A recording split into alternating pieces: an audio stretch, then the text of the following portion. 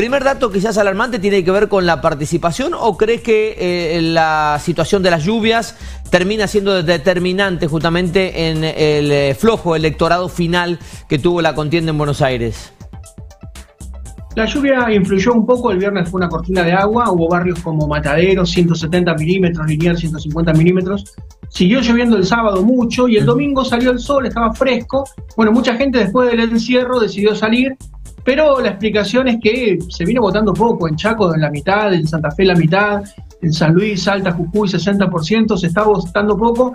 Pasa en las parlamentarias que hay cierto desinterés, pero en Buenos Aires se agravó por una suerte de desilusión con el PRO.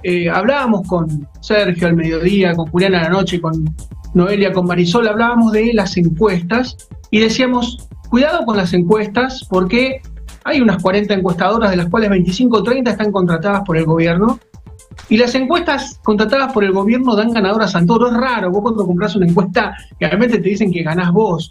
Y yo te cito, a lo mejor lo viste, es una película antigua de los años 90 que se llamó El nombre de la rosa, en base a un libro muy bueno del pensador genial italiano Umberto Eco. Y te cuento un párrafo muy corto. Hay un crimen, Sean Connery, Christian Slater son los protagonistas, tienen que investigar un crimen e incendian una biblioteca. Entonces Sean Connery le pregunta al anciano, que era el responsable, otro sacerdote, de incendiar la biblioteca, le dice, yo entiendo que usted incendie los libros que cuestionan la fe, pero ¿por qué, dice, incendió las comedias? Se hacen reír a la gente. Y el anciano le dice, porque la comedia y la risa alejan al miedo, y sin miedo no hay fe. ¿Y qué fue lo que ocurrió?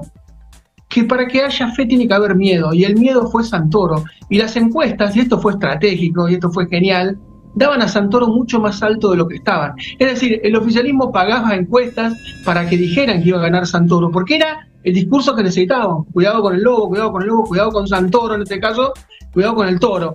Y lo mismo pasó con Ficha Limpia. Necesitan a Cristina Kirchner operativa porque es más fácil rivalizar. Santoro perdió 5 puntos, pasó de 32 para jefe de gobierno a 27 en el día de ayer, perdió 140.000 votos. Viste que vos interactuás con pocas personas, a lo mejor a nivel personal, pero tenés un montón de gente en el chat de los del fútbol, del edificio, del trabajo, de los amigos, del secundario. Yo no veía los votos de Santoro, no los veía en ningún lado, por eso le decía, tengamos cuidado con las encuestas porque están comprando lo que venden. Ellos están vendiendo un Santoro superstar que en la calle no se lo ve. Cuando hablas del gobierno, hace referencia al gobierno nacional, porque en este caso a Santoro le toca estar entre medio de los dos, ¿no? Competir contra el aparato del gobierno nacional y también contra el aparato del PRO, que parece haber colapsado allí en la ciudad autónoma. Sí, el gobierno nacional fue el que compró 25 o 30 encuestas aproximadamente. Se dio el caso de Ramiro Marra, que es un chico de dinero, ¿no? De una familia de traders.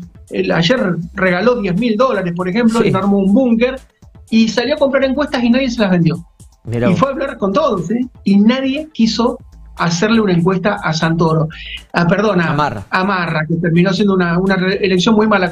¿Qué te quiero decir? Estaba sobredimensionado Santoro porque necesitaban ese cuco y ahora necesitan el cuco también a nivel nacional. Por eso es muy posible que Cristina se presente en provincia, se presente en Nación, ya que no hay ficha limpia. Y es absolutamente funcional. Fue una estrategia que realmente de manual no, yo diría que es bastante innovadora. Crearon un cuco, el cuco asustó y el gran beneficiado fue Adorni, que sacó el 30% de la mitad de los votos, como decía. Cuidado, el 15% del padrón votó a Santoro, el 85% no. Claro, a Adorni. Más allá de esta situación que vos marcás, ¿no? Que claramente la gente que fue a votar fue poca. La Libertad Avanza queda evidentemente bien fortalecido. El PRO, te pregunto, Marcelo, pareciera deshilacharse, sobre todo por esta derrota. Es la primera derrota del oficialismo, o de un oficialismo, en estas contiendas que tenemos intermedias durante este año.